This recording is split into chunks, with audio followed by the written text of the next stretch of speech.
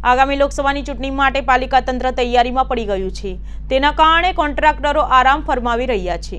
વહીવટી તંત્રનું પૂરતું ધ્યાન ન હોવાથી કોન્ટ્રાક્ટરો કામગીરીમાં વેઠ ઉતારી રહ્યા છે અને તેનો ભોગ પ્રજા બની રહી હોવાથી વ્યાપક ફરિયાદ ઉઠી છે। વહીવટી તંત્રનું પૂરતું ધ્યાન ન હોવાથી કોન્ટ્રાક્ટરોની કામગીરીમાં વેઠ ઉતારી રહ્યા છે અને તેનો ભોગ પ્રજા બની રહી હોવાનો વ્યાપક ફરિયાદ ઉઠી છે। પાલ વિસ્તારમાં પાણીની લાઈન નાખીને 60 દિવસ બાદ પણ પાણી ન ઉપાડતા ધૂળની ડમરીને લોકો ત્રાહિમામ પુકારી ઉઠ્યા છે।